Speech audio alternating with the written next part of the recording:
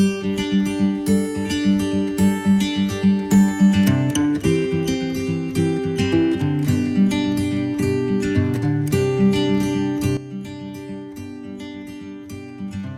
আমি আপনাদের প্লাজো বা ডিভাইডেড সালোয়ার কাটিং করে দেখাবো।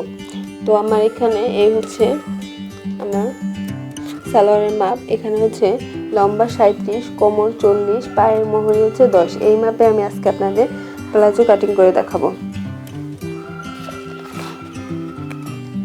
তো আমি এই কাপড়টাকে 4 ভাঁজে এখন ভাঁজ করে নিব। আমি এখন কাপড়টাকে 4 ভাঁজে ভাঁজ করে নিয়েছি। তো এই হচ্ছে আমার 4 ভাঁজে কাপড়টা ভাঁজ করার পরে এটা হচ্ছে আমার ভাঁজ পাশ। তো এখন আমি যে মাপটা আপনাদের দেখালাম সেই মাপে আমি এটা ফিতা দিয়ে দাগ কেটে নিব। এখানে হচ্ছে আমি নিচ থেকে দাগ দিব। নিচে আমার যেহেতু লম্বা 37 মাপটা, তাহলে আমি আধা ইঞ্চি বেশি নিব সেলাইয়ের জন্য। এই যে এখানে হচ্ছে 37.5 নিলাম। তো দুই পাশে, এই পাশে নিলাম 37.5, এখন এই পাশেও একই রকম 37.5 নিব, নিয়ে দাগ দিয়ে নিব। তো এটা হচ্ছে এই যে এইভাবে স্কেল দিয়ে সমান করে দাগ দিয়ে নেব।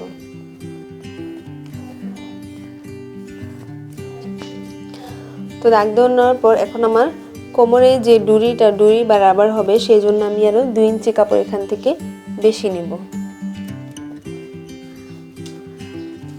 বেশি নিয়ে এখানে একটা দাগ দিয়ে নেব। এখন হচ্ছে আমার কোমরের মাপ। কোমর যেহেতু 40, তো আমি এখানে এই যে 10 থেকে, যেহেতু 4 বাজে আমার 10 আসবে, তো 10 থেকে আমি আধা ইঞ্চি বেশি নিব, 10.5 নিব। এখন আমার হচ্ছে এখান থেকে 10.5 নেওয়ার পর এখন হচ্ছে আমার এই যে এখানে হায়ের মাপটা, তো এখানে আমার বর্ডারে 2 ইঞ্চি যাবে। তো এখন আমার হায়ের মাপ হচ্ছে 15, তো আমি এখানে 17 নিব। এখানেও একইভাবে সমানভাবে 10.5 একটা দাগ দিয়ে নেবেন। নেওয়ার পরে এইভাবে এখানে এই মাপটার সাথে এই মাপটা এভাবে দাগ দিয়ে মেলাবো। এখন আমি এই যে নিচের অংশটায় এখানে সালোয়ারের যে মুহুরিটা আছে, এই মুহুরির মাপটা দিব। আমার মুহুরির মাপ হচ্ছে 4 বাজে 10, তো আমি আরো 1 ইঞ্চি বেশি নিব। এটা হচ্ছে আমার মেন মাপটা, আর 1 ইঞ্চি আরো বেশি নিব, তাহলে 11তে দাগ দিব। তখন আমি সেভ স্কেল দিয়ে যে এখানটায় একটু রাউন্ড করে নিব, হালকা একটু রাউন্ড করে নিব। রাউন্ড করে নেওয়ার পর এখানে এই যে এখানে যে পরে যে দাগটা দিলাম 1 ইঞ্চি বেশি নিলাম, সেই বরাবর আমি এইভাবে একটা শেপ করে দাগ দিয়ে নেব।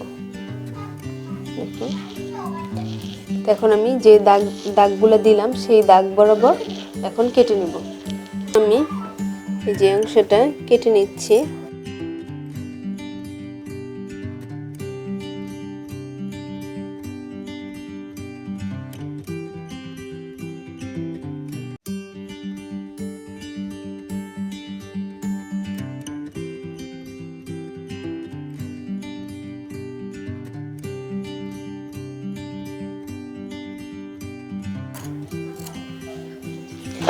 এখানে যে একটু বাড়তি অংশ আছে মাপের বাইরে, সেটুকু আমি কেটে নেব।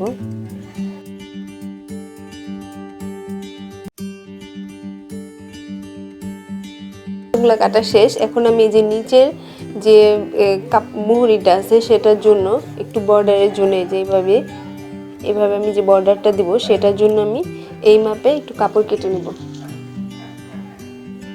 তো এখানে যে আরেকটা কাপড় নিলাম বর্ডারের জন্য, তো এখানে আমার এই যে 10 থেকে 11 ইঞ্চি বেশি ওই মাপে কাপড় নিয়ে এখানে চওড়াটা আমি 4 ইঞ্চি নিব।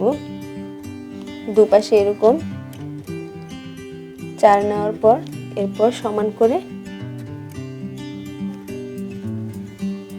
সমানভাবে দাগ দিয়ে কেটে নেব। এই যে এটা হচ্ছে আমার বর্ডারের মাপ। শেষ হয়ে গেল আমাদের প্লাজো বা ডিভাইডেড সালোয়ার।